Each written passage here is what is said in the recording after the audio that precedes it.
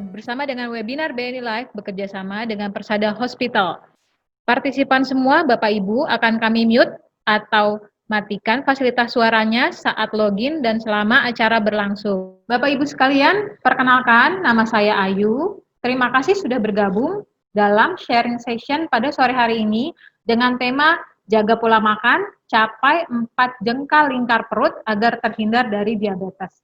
Persembahan dari BNI Live dan bekerjasama dengan Persada Hospital. Bapak Ibu, bersama kita pada acara sore ini sudah hadir 3 narasumber kami, yaitu Dr. Ruli Rosandi, SPPD KEMD, dokter spesialis penyakit dalam. Selamat sore, dokter. Selamat sore, Mbak Ayu. Suara saya bisa jelas?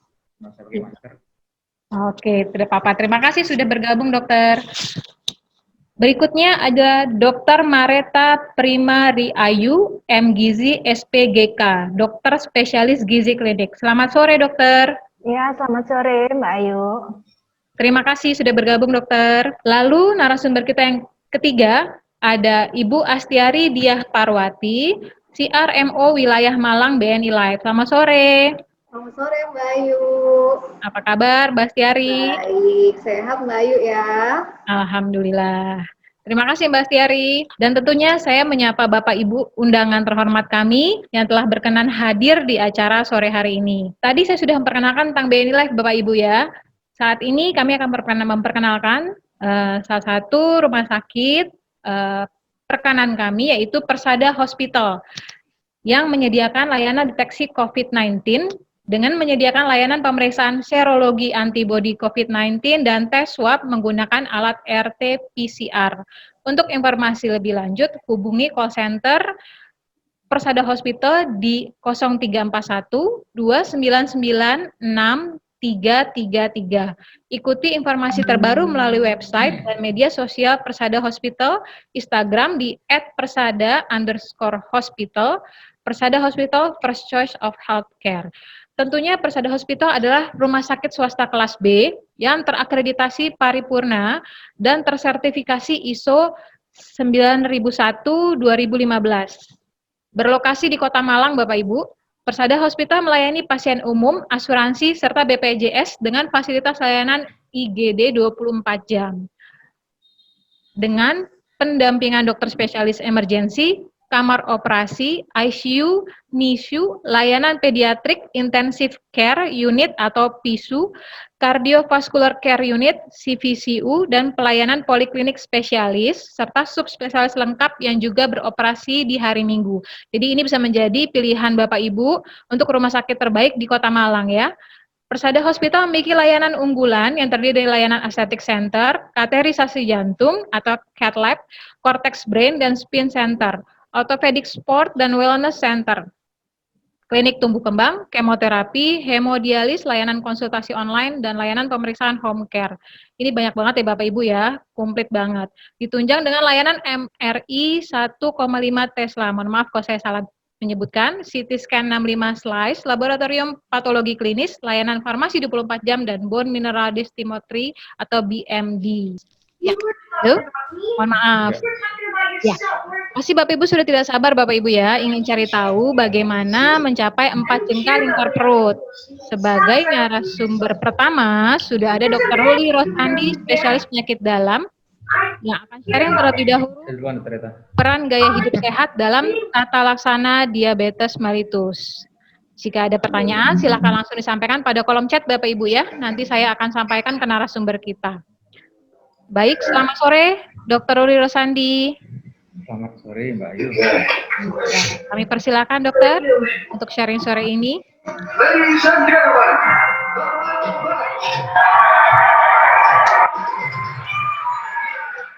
Baik, terima kasih Mbak Ayu. Assalamualaikum warahmatullahi wabarakatuh. Selamat sore, salam sejahtera buat kita semua. Pertama-tama saya ucapkan terima kasih untuk BNI Live yang sudah memberikan kesempatan pada kami untuk sharing di sini pada seluruh peserta dan anggotanya, juga kepada Rumah Sakit Persada Hospital yang sudah memfasilitasi untuk berjalannya acara ini dengan baik.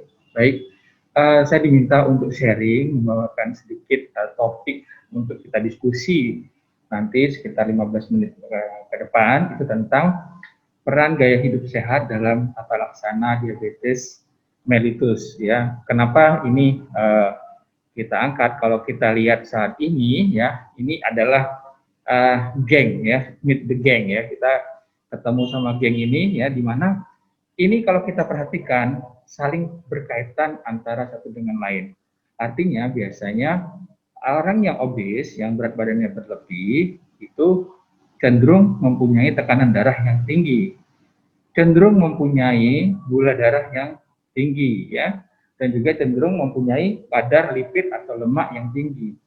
Jadi kalau kita bisa katakan di sini bahwa yang kita sebut sebagai kalau di dunia kedokteran namanya sindroma metabolik itu adalah kegemukan, hipertensi, dislipidemi, diabetes, dan biasanya ini saling beriringan, sehingga kalau ada orang yang gula darahnya tinggi, hati-hati dengan tekanan darahnya, hati-hati dengan kadar kolesterolnya. Begitu juga orang yang hipertensi, hati-hati loh dengan kadar gula darahnya, hati-hati loh dengan kadar lipidnya, yang mana semuanya itu biasanya nanti akan saya bahas di belakang, itu penyebabnya adalah obesitas atau berat badan yang berlebih. Ya. Nah, apa sih ininya? Pentingnya diabetes mellitus, kita lihat ini ada suatu data dari International Diabetes Federation mengatakan bahwa dalam 24 jam mendatang itu akan ada 4.110 pasien diabetes yang baru terdiagnosis. Ada 614 pasien diabetes yang meninggal, ada 66 pasien diabetes yang menjadi buta, ada 122 pasien diabetes yang harus menjalani cuci darah, dan ada 225 pasien diabetes yang harus diamputasi dalam 24 jam ke depan. Artinya apa? Artinya diabetes ini bukan hanya masalah gula darah semata, akan tetapi juga masalah komplikasi yang mengikuti akibat peningkatan daripada gula darah tersebut, mulai dari buta, cuci darah, dan dengan amputasi. Kalau kita lihat di sini bahwa tahun 2003 Indonesia masih peringkat 5 ya untuk jumlah pasien dengan diabetes, tapi pada tahun 2025 nanti akan diperkirakan akan menjadi peringkat nomor 3 di dunia. Kenapa? Karena kita banyak yang angka obesitas kita cukup tinggi, angka kegemukan kita cukup tinggi, sehingga itu merupakan modal untuk menjadi diabetes ke depannya, sehingga itu yang harus kita perhatikan. Sebenarnya apa sih diabetes mellitus itu? Sering orang bilang apa sih diabetes mellitus, ada yang bilang kayak manis namanya, atau ada istilah darah manis dan sebagainya, tapi pada dasarnya diabetes adalah keadaan yang timbul karena ketidakmampuan tubuh untuk mengolah karbohidrat akibat berkurangnya jumlah insulin atau insulin tidak berfungsi secara sempurna. Jadi ada kata di situ karbohidrat atau glukosa, kemudian adalah jumlah insulin atau insulinnya yang tidak berfungsi sempurna. Nah, diabetes itu enggak ujuk-ujuk diabetes ya, enggak ujuk-ujuk diabetes, tapi ada perjalanannya, yaitu dari normal, ini normal, kemudian menjadi prediabetes, kemudian diabetes. Nah, seringkali kebanyakan itu diabetesnya baru tahu di sini. Ya, prediabetes tidak tahu, normal. Kenapa? Karena kebiasaan kita itu jarang melakukan check up, ya, jarang melakukan pemeriksaan laboratorium mandiri, baru periksa laboratorium jika ada keluhan, yang mana biasanya keluhan itu sudah di sini, ya. Seringkali pasien dikonsulkan ke saya tidak ada riwayat diabetes sebelumnya, ya, dari dokter mata. Jadi pasien mengeluh matanya kabur, matanya berkurang penglihatannya, ternyata pada waktu diperiksa gula darahnya tinggi. Atau bisa juga pada saat ginjalnya mengalami penurunan, atau misalnya bisa juga kakinya kesemutan sehingga baru diperiksa bahwa gula darahnya tinggi. Jadi seringkali terlewati hal-hal yang mestinya bisa ditangani lebih awal atau lebih dini. Nah, kalau kita lihat diabetes mellitus itu sebenarnya ada 4 macam, ya. Yang paling banyak itu adalah tipe 2, ya. Ini 90% adalah tipe 2. Artinya kalau ada 100 orang, 90 diantaranya adalah tipe 2. Nah, tipe 2 ini yang paling banyak didasari dengan faktor kegemukan. Karena kegemukan, ya, faktor kegemukan menyebabkan yang namanya resisten insulin. Jadi insulinnya ada, tapi bekerja tidak begitu maksimal, tidak maksimal, oleh karena ada faktor kegemukan tersebut. Ya, Berbeda dengan tipe 1. Tipe 1 biasanya pada usia anak-anak, di mana ada gangguan imun menyebabkan pankreasnya tidak bisa memproduksi insulin. Sehingga dia harus mutlak mendapatkan suntikan insulin dari luar. Berikutnya yang lain adalah akibat genetik ya atau infeksi ya, misalnya COVID-19. Nah, COVID-19 ini yang sebelumnya tidak ada riwayat diabetes, terus kena pankreasnya, gula darahnya naik. Ya, itu kena infeksi. Kemudian ada yang disebut lagi gestasional. Nah, gestasional itu khusus pada kehamilan. Dia sebelum hamil tidak ada gula darah tinggi, tapi pada waktu hamil karena pengaruh daripada hormonal menyebabkan gula darahnya meningkat, kemudian setelah persalinan biasanya kembali menjadi normal. Jadi diabetes mellitus itu ada 4 tipe ya. Nah, yang kita banyak bicarakan itu adalah tipe 2. Bagaimana bisa terjadi diabetes? Nah, ini kita khusus ngomong tipe 2, kita nggak ngomong tipe yang lain. Jadi kalau kita lihat sekian ratus tahun yang lalu manusia itu adalah namanya food getter, jadi mengejar, food hunter ya, jadi mengejar makanan ya, artinya harus berburu dulu rusa, berburu dulu kelinci untuk makan. Tapi dalam tahun-tahun terakhir itu manusia menjadi food getter ya. Saya di sini belum ada 30 menit sudah ada ya, sudah ada roti ya, sudah ada macam-macam. Jadi makanan yang datang, bukan saya yang mencari makanan. Itu adalah sesuatu perubahan konsep daripada budaya yang ada pada saat ini ya.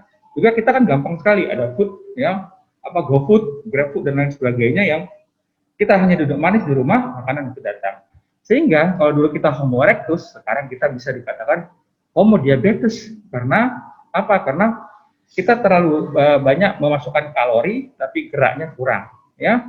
Ini adalah perbedaan sekian puluh tahun yang lalu, di mana dulu komputernya besar, orangnya kecil ya. Sekarang orang yang besar, komputernya kecil ya. Sekarang kalau misalnya naik lantai 2 aja pakai lift ya, atau misalnya kegiatan-kegiatan sekarang misalnya mengantarkan dokumen aja nggak mau bergerak, Mbak tolong saya di email. Nah, di email aja padahal jaraknya kira-kira hanya berapa meter. Jadi hal-hal demikian menyebabkan kita makan banyak tapi kurang gerak. Nah, ini yang mau saya katakan tadi. Perjalanan penyakit diabetes ini kita perhatikan, ini adalah orang yang kurus yang glukosanya normal. Ini orang yang gemuk ya, ini orang yang gemuk yang gula darahnya normal. Ini antara orang yang kurus dan orang yang gemuk, ini gula darahnya sama-sama 100. Ini penelitian yang menurut saya cukup baik ini.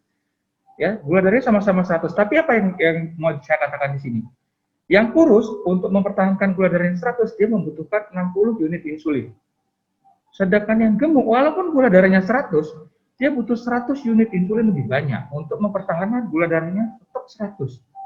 Ya, artinya apa? Orang yang gemuk, walaupun waktu dicek gula darahnya normal, tapi kebutuhan insulinnya jauh lebih banyak dibandingkan mereka yang berat badannya normal.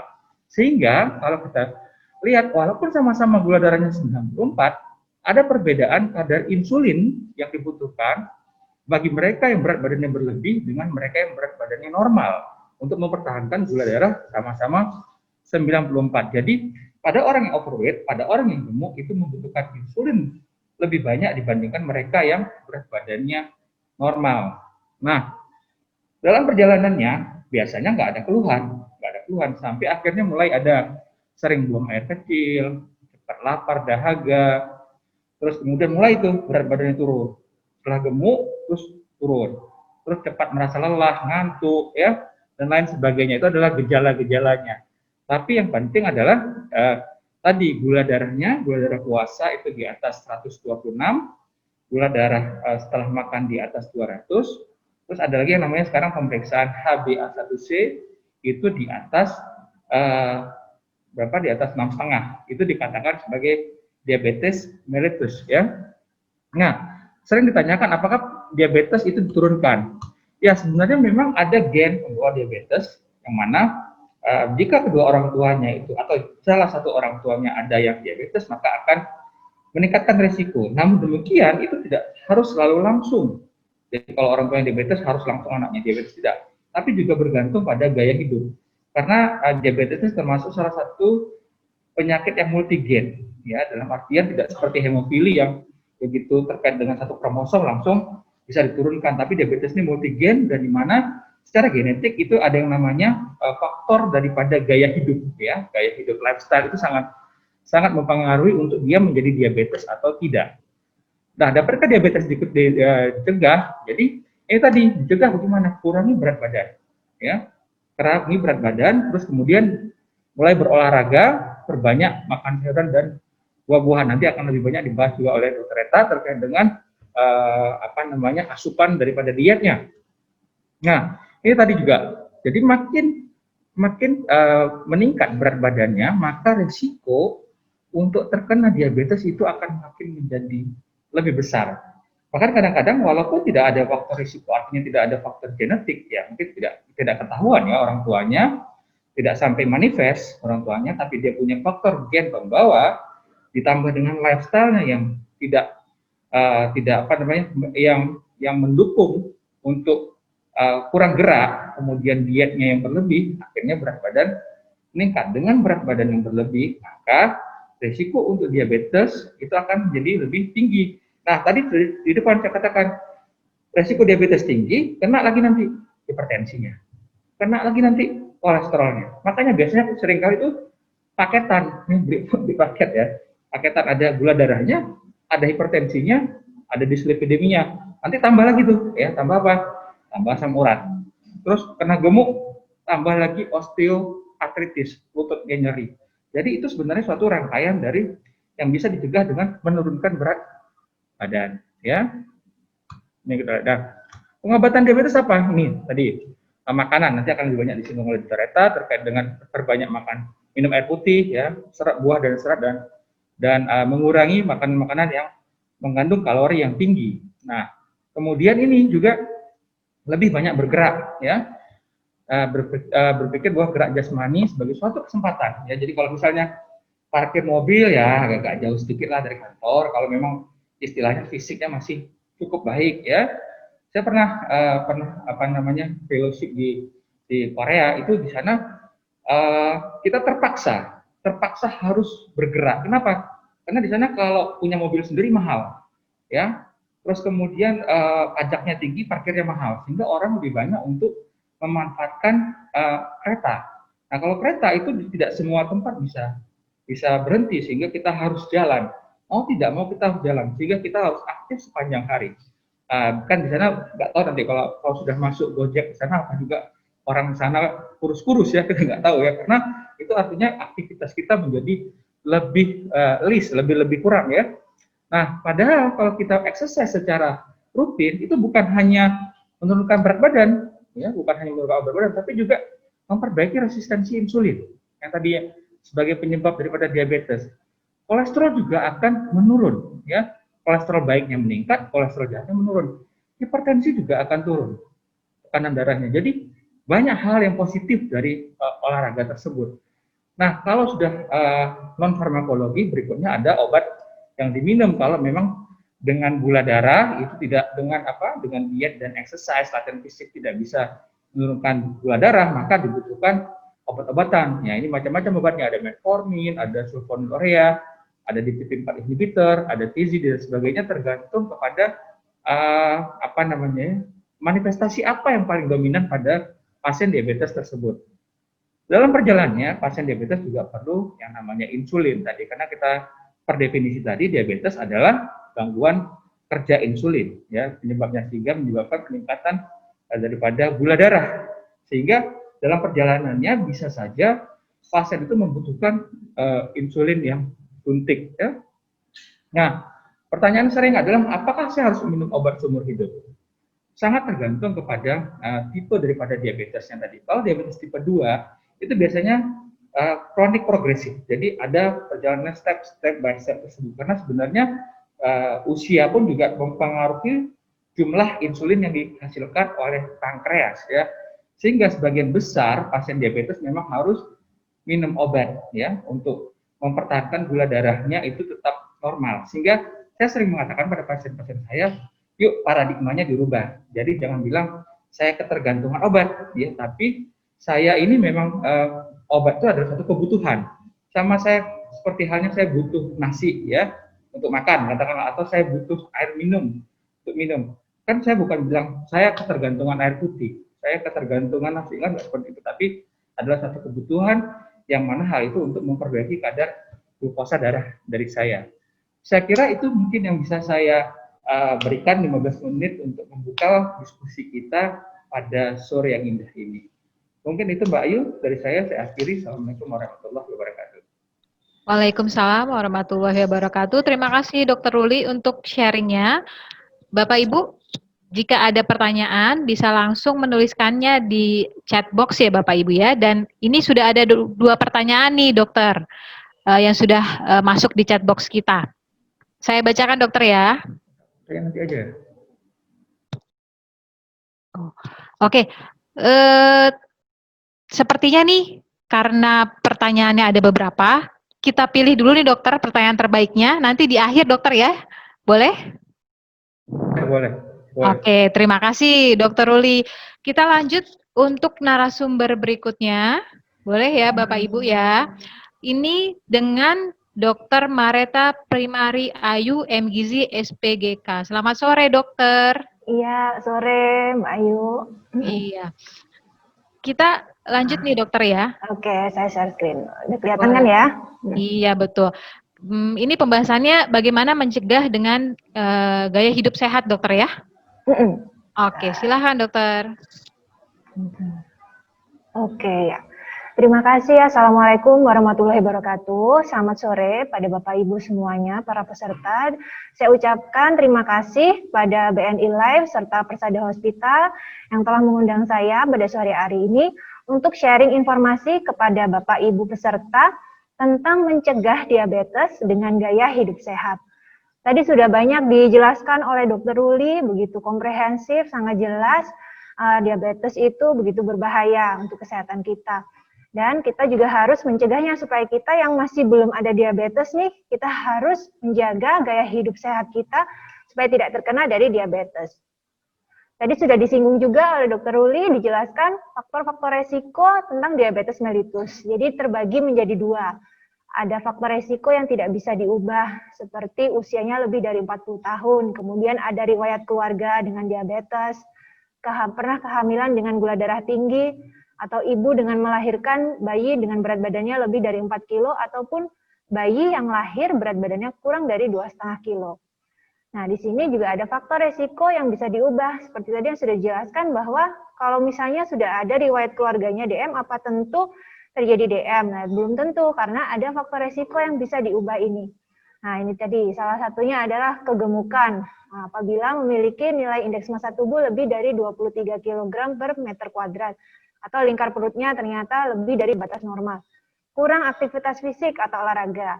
Lalu seperti tadi juga sudah disebutkan oleh Dr. Ruli, ada dislipidemia, seperti kolesterol yang baiknya kurang, kemudian trigliseridnya tinggi, ada hipertensi, ada riwayat penyakit jantung, serta dietnya yang tidak seimbang. Nah, saya di sini akan lebih menjelaskan apa sih itu obesitas. Nah, obesitas adalah kegemukan atau kelebihan berat badan yang diakibatkan massa lemak tubuh yang berlebihan. Bagaimana kita tahu kita ini menderita obesitas atau enggak, berat badan kita ini lebih atau enggak? Itu yang paling mudah dengan cara menghitung indeks massa tubuh atau IMT. Nah, di sini perlu tahu dulu untuk berat badannya berapa, kemudian tinggi badannya berapa. Nanti di sini ada rumusnya untuk berat badan dalam kilogram dibagi tinggi badan dalam meter kuadrat. Jadi misalnya kalau berat badannya sekitar 50 kg, kemudian tinggi badannya 164 cm. Nah, nanti cara menghitungnya 50 dibagi 1,64 dibagi lagi 1,64. Jadi ini kalau misalnya Bapak Ibu lagi dekat sama kalkulator, ngerti berat badan sama tinggi badannya, coba langsung dihitung IMT-nya berapa. Nah, nanti di sini ada kategorinya, klasifikasinya. Kalau nilai IMT-nya antara 23 sampai 24,9 sudah dikatakan overweight atau gemuk, dan ini sudah meningkatkan resiko terkena diabetes. Lalu apabila nilai IMT-nya lebih dari 25 sampai 29,9 sudah masuk obes 1. Lalu lebih dari 30 itu obes 2. Semakin besar indeks massa tubuhnya, maka resiko terkena diabetesnya pun akan semakin besar. Bisa juga dicek lingkar perut Anda. Nah, untuk pria itu batas amannya 90 cm, untuk wanita itu di 80 cm. Jadi kadang ada orang yang kayaknya kecil, tapi ternyata lingkar perutnya yang besar. Nah, itu juga bisa meningkatkan resiko dari diabetes karena adanya penumpukan lemak terutama di daerah perut atau yang namanya visceral fat. Ada, nah ini kalau misalnya enggak dok, saya tadi IMT-nya normal gitu, masih normal, masih enggak overweight, tapi juga jangan lalu berbangga hati, ternyata ada orang-orang yang meskipun berat badannya normal, tapi secara metabolismenya itu sudah menyerupai orang yang obes.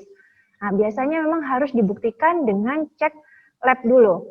Nah ini tadi ada mungkin tekanan darahnya, dia sudah lebih dari sama dengan 130/85 atau sudah mendapatkan obat hipertensi. Lalu gula darah puasanya lebih dari 100 atau sudah mendapatkan obat diabetes.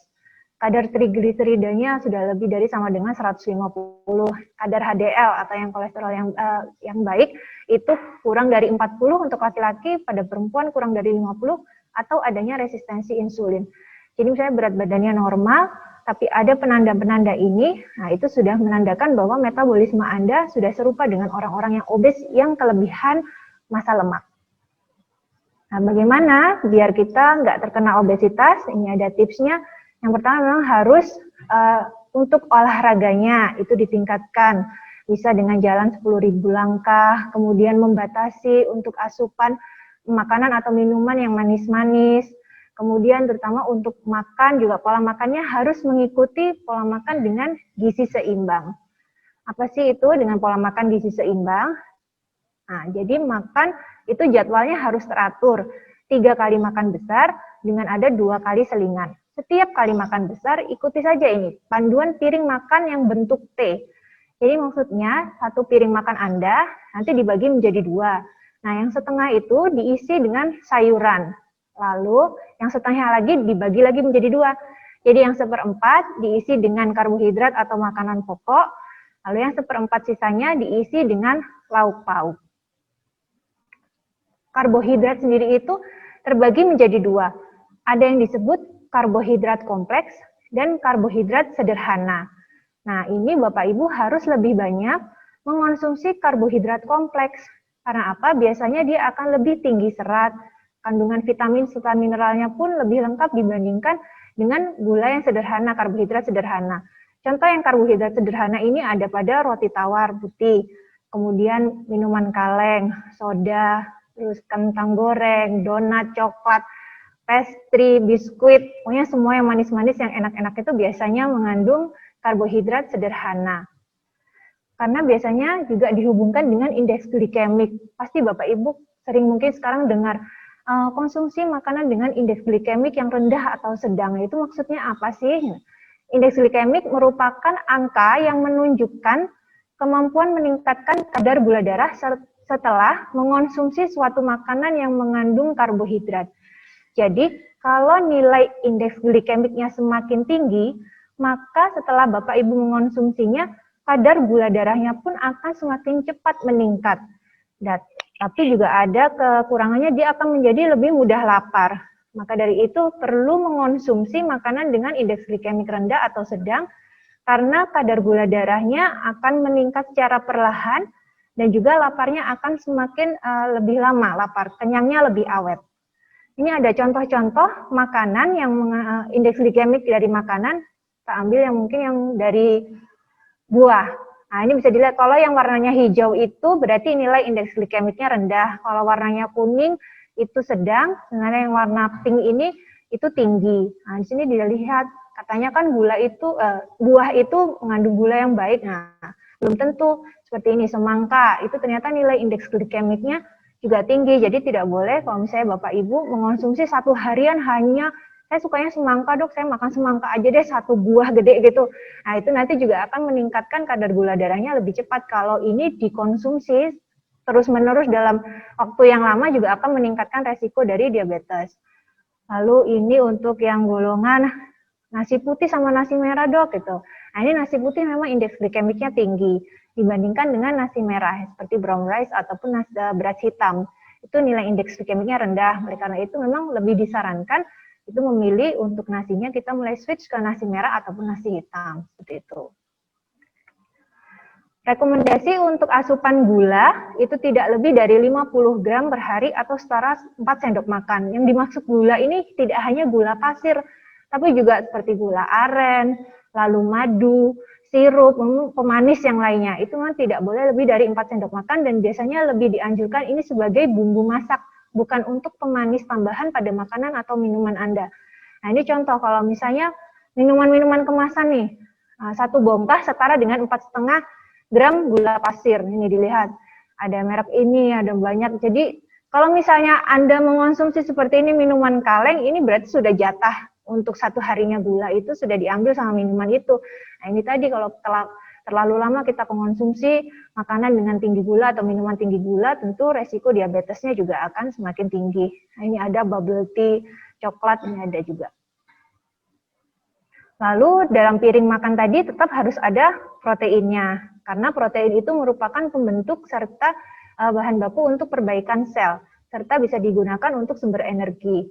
Lauk itu mengandung protein, itu ada lauk hewani serta lauk nabati. Kalau lauk hewani bisa daging merah, kemudian daging ayam, ikan, telur.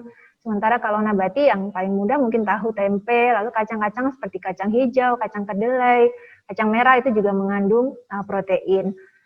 Untuk memilih cemilan sehat, bisa mulai switch Bapak Ibu ganti cemilannya itu dengan protein, sumber protein seperti edamame yang direbus atau kukus, kedelai, seperti itu untuk sebagai pilihan cemilan sehat. Asal jangan digoreng.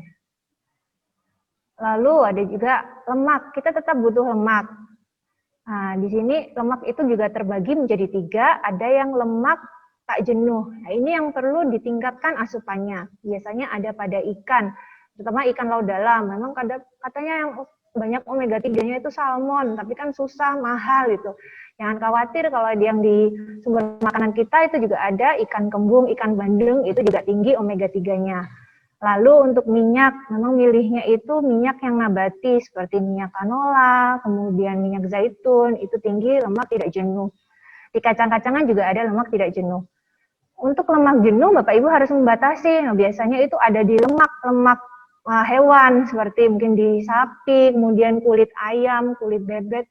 Ya memang itu enak, tapi ternyata tidak baik juga pada kesehatan kita kalau kita terlalu berlebihan mengonsumsinya. Mentega, kemudian minyak kelapa, itu juga mengandung lemak jenuh. Dan yang harus dihindari adalah lemak trans. Biasanya lemak trans ini ada pada kue, kemudian biskuit, juga goreng-gorengan, apapun yang digoreng. Sehingga Bapak Ibu perlu membatasi asupan lemaknya dengan lebih memilih cara memasak, yaitu kukus, rebus, panggang, tumis, dan pepes, dan menghindari makanan yang digoreng, lalu makanan instan, makanan kemasan, serta olahan seperti nugget, sosis, cake, karena biasanya mengandung lemak trans.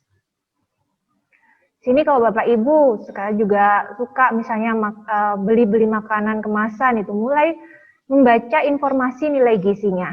Jadi biasanya di sini akan ada lemak transnya. Kalau misalnya ada lemak trans, sebaiknya sudah tidak perlu untuk dikonsumsi lagi makanan atau minuman itu. Kemudian juga dilihat ini karbohidrat, terutama yang di gula. Nah, tadi ingat kalau batasan gula kita seharinya adalah 50 gram. Jadi di sini perlu bijak untuk memilih makanan atau minuman kemasan yang akan Anda konsumsi. Dan tidak lupa, kita harus cukup minum airnya. Jadi minum air putih itu 8 gelas seharinya, karena memang tubuh kita 60-70% itu terdiri dari air. Jangan sampai kita kekurangan air, karena juga air itu penting untuk metabolisme tubuh kita. Dan yang perlu juga harus meningkatkan aktivitas fisik dengan olahraga. Olahraganya itu sekitar 30 hingga 60 menit per hari, dilakukan selama 5 kali per minggu. Dan jenis olahraganya itu dikombinasi antara olahraga kardio seperti jogging, kemudian jalan cepat, sepeda, zumba, itu termasuk kardio. Lalu dikombinasikan dengan olahraga beban atau penguatan otot. Bisa yang menggunakan dumbbell atau mungkin mau sit up, push up, plank, dan lain sebagainya. Nah, itu dipatuhi untuk jadwalnya 30-60 menit untuk meningkatkan kebugaran kita. Jadi tidak hanya aktivitas fisik, saya udah nyapu dok, saya udah ngepel, nah itu hanya aktivitas fisik tapi tidak meningkatkan kebugaran Anda. Nah, kalau untuk Bapak Ibu yang ternyata tadi udah ngitung nilai IMT-nya, udah lebih dari 25, atau lingkar perutnya untuk yang laki-laki lebih dari 90, perempuan lebih dari 80, nah berarti harus ada penurunan berat badan. Tapi tidak sekedar berat badan yang ditimbangan saja yang diturunkan, tapi lebih fokus pada menurunkan massa lemak. Karena massa lemak yang berlebihan inilah yang menjadikan resiko dari diabetes kita akan meningkat. Nah, untuk program penurunannya, kan sekarang udah banyak nih diet yang beredar gitu. Saya harus pilih diet yang mana ya dok? Gitu. Sebaiknya berkonsultasi dulu dengan dokter spesialis gizi klinik. Jadi di sini kita perlu melawan obesitas supaya hidup kita lebih sehat dengan mengonsumsi beraneka ragam pangan bernutrisi baik. Lalu kita perlu meningkatkan aktivitas fisik dengan olahraga dan juga jaga berat badan ideal Anda. Oke, terima kasih. Sekian sharing dari saya. Terima kasih dokter untuk sharingnya. Kita jadi ngelihat ini nih dok, langsung lihat ke bawah nih, ngelihat perut, aduh ini 4 jengkal apa enggak ya. Dari penjelasan dokter Mareta nih ya. Oke, terima kasih sharingnya dok. Kita lanjut dulu ya dok ya, untuk tanya jawab di sesi terakhir. Bapak Ibu, kita langsung Bapak Ibu ya, ke sesi tanya jawab. Karena kita sudah dapat beberapa pertanyaan, dan dari tim kami sudah memilih pertanyaan yang menurut kami informasinya baik nih untuk kita sharing sore ini. Pertama, ada pertanyaan dari Ibu Selvi. Ini ditujukan ke Dokter Ruli ya, dokter ya. Iya, Pertanyaannya sebagai berikut, dokter. Selamat sore dok, untuk penderita diabetes usia lebih dari 50 tahun, apakah lebih optimal dengan insulin suntikan dibandingkan obat minum? Dengan kadar gula darah puasa selalu di atas 200 dok. Silakan dokter. Baik, terima kasih ya. Jadi kalau untuk diabetes ini itu bersifat, tata laksana itu bersifat individual. Artinya orang yang satu belum tentu terapinya sama dengan orang yang lain. Ya, jadi jangan sampai misalnya nanti ada orang diabetes datang ke dokter, dok saya minta obat seperti tetangga saya, karena tetangga saya habis minum obat itu gulanya bagus. Ya, karena sangat berbeda, karakteristik itu sangat berbeda.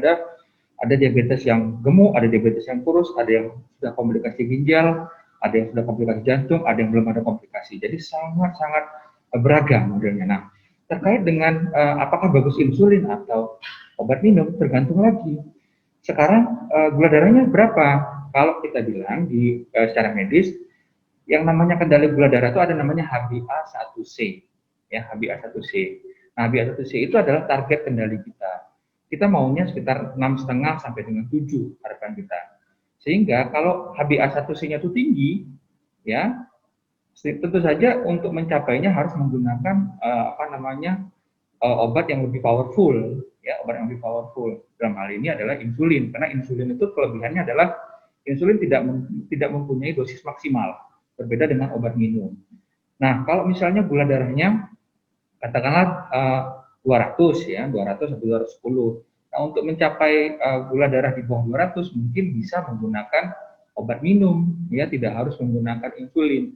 Ya, jadi kalau misalnya gula darahnya 400 katakanlah, ya 400 tentu kita susah untuk hanya menggunakan obat minum, kita harus memakai insulin karena antara kondisi real gula darah kita dengan yang kendali yang kita inginkan itu terlalu jauh jaraknya. Kalau kita umpamakan HbA1c 6,5 itu kira-kira gula darah di bawah 180.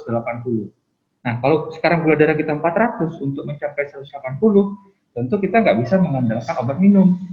Ya, kita harus menggunakan insulin. Jadi itu tadi Bu Ayu tergantung kembali kepada profilnya. Nah, begitu juga misalnya gula darahnya 200 tapi sudah ada gangguan ginjal. Nah, banyak obat-obat yang tidak direkomendasikan lagi atau tidak bisa diberikan lagi apabila sudah ada gangguan ginjal, sehingga pilihannya juga kembali ke insulin. Jadi bukan berarti insulin itu paling bagus, bukan, tapi yang paling bagus adalah obat yang paling cocok untuk individu tersebut. Nah, itulah makanya seperti dokter Rita katakan tadi, berkonsultasi ke dokter itu untuk melihat profilnya bagaimana. Jadi nggak bisa misalnya tanya sama tetangganya atau tanya, oh habis tetangganya bilang, saya habis minum obat ini enak nih, gula darahnya normal. Belum tentu cocok. Mungkin tetangganya nggak punya gangguan ginjal. Nah, kalau obatnya itu ternyata kemudian diminum dan pasien yang menanyakan itu sudah punya gangguan ginjal, tentu akan menjadi lebih berbahaya lagi efeknya. Jadi mungkin itu, Mbak Ayu. Terima kasih Dokter Ruli untuk pencerahan ya dokter ya. Ini ada satu lagi nih dok, pertanyaan dok untuk Dokter Ruli. Ini dari Ibu Yeni Oktavia Darmawan. Selamat sore Ibu Yeni. Pertanyaannya dokter, kalau misalnya pasien diabetes dengan usia muda sudah mendapat obat metformin 850 mg, insulin lantus 12 mg, begitu rutin meminum obat, gula darah drop. Apakah dosis obat tetap dilanjutkan? Ya, terima kasih Bu Yeni. Ya. Kembali, sangat bersifat individual ya. Kalau misalnya selama ini sudah menggunakan insulin plus obat, terus kemudian gula darahnya drop, nah perlu kita evaluasi. Apakah pada saat gula darah drop itu kalori yang diasup itu berkurang? Contoh misalnya begini paling sering, sudah suntik insulin, terus lupa makan. Jadi antara insulin dan makan itu harus seimbang. Kalau insulinnya kebablasan, ya tentu gula darahnya akan naik. Gula darahnya akan turun. Tapi kalau makannya kurang, ya juga gula darahnya akan turun. Jadi harus seimbang. Jadi kalau selama ini dengan dosis yang tadi insulin plus metformin, gula darahnya normal-normal saja, kemudian pada satu kondisi gula darahnya turun, maka harus dievaluasi. Apakah insulinnya itu dinyuntikannya benar, atau yang paling sering adalah dia lupa makan. Sering itu terjadi. Habis suntik insulin, ya, karena harus habis begitu suntik insulin harus makan. Kadang-kala misalnya paling sering misalnya pada waktu Ramadan, suntik insulin terus sampai ikut tarawih dulu, lupa makan. Nah, pada waktu itu gula darahnya drop. Jadi harus diperhatikan kondisi-kondisi yang melatar belakangnya kenapa sampai gula darahnya drop. Tapi kalau misalnya pada waktu awal diberikan obat, jadi ini baru konsultasi ke dokter, terus kemudian gula darahnya turun. Nah, itu memang harus dievaluasi. Intinya adalah kalau misalnya gula darahnya kalau gula darah, jadi intinya yang saya ingin katakan, ada target gula darah dulu. Target gula darahnya kalau bisa di bawah 180 ya, untuk gula darah setelah makan.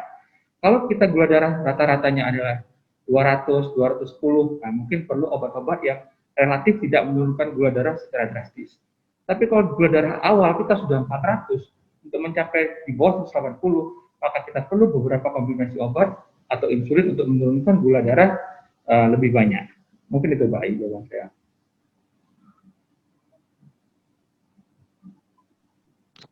Oke. Terima kasih Dokter Ruli untuk pencerahannya atas tanya jawab ini. Kira-kira dari dokter ada tambahan lagi, Dok? Saya kira itu dulu Mbak Ayu, mungkin dari dokter. Ini masih banyak pertanyaan yang lain. Oke, terima kasih dokter. Ini kebetulan saya ada 2 pertanyaan yang ditujukan untuk Dokter Mareta Primari Ayu ya dokter ya. Ya. Ini dari Ibu Ella Rizkining. Selamat sore Ibu Ella, pertanyaannya, selamat sore dokter, jika ada pasien berat badan lebih, tapi pasien tersebut juga sedang promil, sebaiknya olahraga apa yang tepat untuk pasien tersebut? Terima kasih. Oke, terima kasih Ibu Ella ya tadi yang nanya. Jadi kalau misalnya berat badannya lebih dan pengen promil, nah biasanya memang orang-orang yang dengan berat badan lebih atau obesitas itu kemungkinan untuk mendapatkan keturunannya juga kadang ada yang lebih sulit. Biasanya ada penyakitnya yang disebut dengan PCOS. Nah itu sebaiknya memang dikonsultasikan dulu dengan dokter kandungan. Dan memang salah satunya untuk mensukseskan program kehamilannya adalah dengan menurunkan berat badannya. Nah, untuk menurunkan berat badan seperti tadi yang sudah saya jelaskan memang harus ada olahraga. Nah, olahraganya sebenarnya tidak ada pantangan tertentu untuk yang sedang program hamil, jadi tetap olahraga harus ada kardio dan juga kombinasi dengan olahraga beban atau penguatan otot. Jadi targetnya adalah minimal 30 menit dan juga dilakukan 5 kali per minggu. Karena untuk membakar lemak yang berlebih itu yang mengakibatkan berat badan lebih, itu memang harus ada durasinya minimal 30 menit. Jadi kalau misalnya kurang dari 30 menit, itu bakar lemaknya juga akan sulit terjadi. Jadi kadang ada orang yang misalnya mau nyicil aja, saya mau 15 menit dulu di pagi, kemudian nanti sore 15 menit gitu. Nah itu juga tidak akan seefektif kalau misalnya langsung 30 menit. Tapi kan kalau misalnya jarang olahraga, mau langsung 30 menit itu juga mungkin susah. Jadi boleh dilakukan bertahap dahulu, tapi nanti targetnya tetap harus tercapai minimal 30 menit. Jadi tidak ada pantangan untuk olahraganya harus yang bagaimana atau ini yang harus dihindari, itu enggak. Tetap olahraga, kardio, serta pembentukan ototnya itu pun. Jadi karena untuk menurunkan berat badan, terutama fokusnya di massa lemak, jadi tetap harus ada pembentukan penguatan ototnya. Jadi otot jangan sampai ikut turun selama menurunkan berat badan. Kalau sampai otot kita ikut turun, biasanya nanti akan ada efek sampingnya. Biasanya yang paling gampang tuh udah sakit. Jadi kok jadi gampang flu ya kalau waktu lagi diet ini gitu, atau rambutnya rontok. Nah itu biasanya udah kelihatan kalau massa ototnya juga ikut turun. Seperti itu. Ya, terima kasih dokter. Ini ada satu lagi nih dok, pertanyaan ya dok, untuk dokter Mareta. Ini dari Bapak Wahyu. Selamat sore Pak. Ini atau Ibu ya, mohon maaf nih. Pertanyaannya, Dokter Mareta izin bertanya dok, bagaimana dengan ibu hamil dengan riwayat diabetes untuk pengaturan pola makannya agar kebutuhan nutrisi terpenuhi, namun gula darah tetap terjaga. Dan untuk terapi oral yang dikonsumsi sebelumnya, apakah dilanjutkan atau diganti dengan terapi yang lain? Terima kasih. Oke, jadi ini tadi ibu hamil dengan riwayat diabetes, berarti mungkin sebelumnya sudah terkena diabetes dulu ya. Karena memang beda kalau misalnya yang saat hamil kemudian terkena diabetes sama sudah diabetes dulu baru hamil. Nah untuk pengaturan nutrisinya itu sebaiknya mengikuti yang tadi sudah saya jelaskan. Jadi ada panduan piring makan yang bentuk T. Jadi lebih banyak diperbanyak lagi konsumsi untuk sayur-sayurannya. Kemudian untuk sumber karbonya itu jangan langsung stop aja gitu. Kadang ada yang bilang nasi putih itu yang nyebabin gula darah naik gitu. Enggak, tetap kita butuh juga karbohidrat, tapi memang jumlahnya yang dibatasi. Lalu tetap ada lauk pauknya. Untuk ibu hamil memang diutamakan menambah di porsi lauk pauk serta sayurannya. Dan perlu diingat untuk cara memasaknya tadi, sebaiknya tidak digoreng dan juga tidak dimasak santan. Yang lebih dipilih itu bisa seperti kukus, rebus, kemudian sayurnya bisa ditumis, atau mungkin pepes, itu kan juga enak seperti itu. Nah, untuk terapinya itu memang mengikuti dari sebaiknya konsultasi ke dokter penyakit dalam seperti itu. Seperti yang sudah dikatakan oleh Dokter Ruli tadi, sifatnya individual. Jadi memang kalau misalnya ibu ini ada diabetes, kemudian hamil, terus kemudian atau sudah ibu ini hamil, kemudian ada diabetes itu. Nah, biasanya memang kemungkinan besar itu akan diberikan insulin untuk diabetesnya pada ibu-ibu hamil. Nah, juga buah-buahan yang tadi untuk kembali ke makanan, kalau buah-buahan kadang ada biar ini dia makan buah aja misalnya lagi nggak kepengen makan, nah buah itu tetap juga porsinya diatur gitu, karena kan buah mengandung gula juga. Nah, kelebihan gula juga tidak baik untuk kadar gula seperti itu. Mungkin Dokter Ruli bisa dong yang untuk kalau terapi yang ibu hamil. Iya ya, seperti Dokter Mareta tadi katakan, jadi diabetes itu ada yang diabetes duluan, sebelumnya sudah diabetes kemudian hamil ya. Ada gestasional, satu lagi gestasional itu memang pada saat hamil lah dia baru gula darahnya tinggi.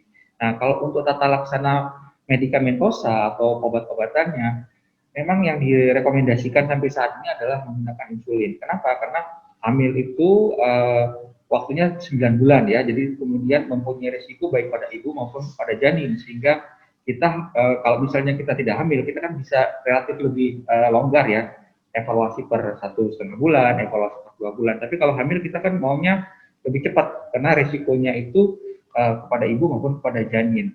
Sehingga kalau yang biasanya minum obat ya, minum obat biasanya kita tawarkan untuk menggantinya dengan insulin selama hamil. Ya, selama hamil, karena insulin itu relatif aman untuk ibu hamil.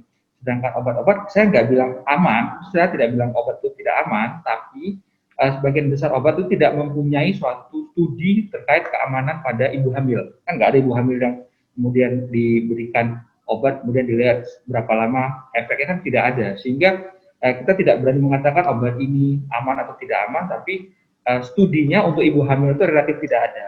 Sehingga yang kita rekomendasikan pada ibu hamil itu adalah menggunakan insulin. Mungkin itu, Dr. Retana. Ya, terima kasih, Dok. Oke. Terima kasih Dokter Mareta, kira-kira sudah cukup ya Dok ya untuk penjelasannya. Dokter Ruli, terima kasih banyak Dokter Ruli untuk penjelasannya. Nah, tadi Bapak Ibu sudah mendengarkan beberapa penjelasan, pencerahan terkait tema kita pada sore hari ini dan juga sudah kita bacakan beberapa pertanyaan untuk kita bahas di sini. Ini ada pertanyaan yang terakhir dari Ibu Relisa. Selamat sore Ibu Relisa. Ini sepertinya kayaknya ke Dokter Mareta ini ya. Sepertinya. Nggak apa-apa ya Dok ya, satu pertanyaan lagi ya Dok ya. Iya. Ya, ini ada satu pertanyaan. Selamat sore Dok, saya mau tanya, apabila menurunkan BB bertahap sebanyak 5-10% per tahun selama beberapa tahun sampai mencapai BMI normal, apakah boleh ya Dok? Oke. Ya, terima kasih untuk pertanyaannya. Jadi memang untuk menurunkan BB, berat badan yang aman itu memang tidak boleh terlalu cepat, karena biasanya kalau berat badan yang turun terlalu cepat itu massa ototnya juga ikut turun. Jadi yang ideal itu per minggunya cukup setengah sampai 1 kilogram. Nah, jadi memang untuk per bulan sekitar 2-4 kilo. Nah, memang ada penelitiannya dengan menurunkan berat badan 5-10% dari berat badan awal itu juga sudah akan menurunkan dari angka gula darah, kemudian tekanan darahnya itu juga akan berkurang secara signifikan. Itu memang pada orang-orang yang obesitas. Jadi itu memang aman. Jadi memang kalau misalnya nanti ada orang yang kadang turun berat badannya itu cepat, misalnya dalam 3 hari udah turun 3 kilo, nah itu perlu dievaluasi. Kadang biasanya juga, kan tubuh itu tidak hanya ada otot, lemak, tapi juga ada air. Nah bisa juga airnya itu, bisa juga dia dehidrasi. Kadang ada juga yang diet-diet itu buang air besarnya jadi pakai obat gitu ya, misalkan buang air besarnya jadi lebih sering, nah itu juga perlu diawasi gitu. Jadi kalau misalnya dia turun berat badannya, normal idealnya setengah sampai 1 kilogram per minggunya itu sudah baik. Nah, biasanya karena memang itu massa lemaknya yang akan berkurang, seperti itu. Oke, terima kasih dokter penjelasannya. Ini kita sudah ketemu 5 orang terpilih ya, dari 5 pertanyaan terbaik. Kita ucapkan selamat kepada 5 orang yang tadi sudah disampaikan pertanyaannya, sudah dibahas di sini. Yang pertama Ibu Selvi, yang kedua Ibu Yeni Oktavia Darmawan, yang ketiga Ibu Ella Rizkining, yang keempat Ibu atau Bapak Wahyu, yang kelima Ibu Relisa. Kami ucapkan terima kasih atas pertanyaannya. Selamat Bapak Ibu mendapatkan e-wallet sebesar 100.000 yaitu OVO ya Bapak Ibu ya. Untuk nama-nama pemenang yang sudah disebutkan tadi, dapat menghubungi Ibu Lina di 0812-8412-5671 atau dengan Bapak Bagus di 0812-8168-6200. Sekali lagi terima kasih banyak Dr. Ruli, Dr. Mareta, Mbak Astiari atas waktunya, serta tentunya undangan Bapak Ibu yang telah menyempatkan mengikuti acara webinar ini. Semoga ini menjadi ilmu baru buat kita semua. Saya lagi terima kasih dan sampai jumpa di sesi lainnya. Follow juga sosial media dan IG BNI Live ID. Terima kasih. Wassalamualaikum warahmatullahi wabarakatuh. Easy Life BNI Live.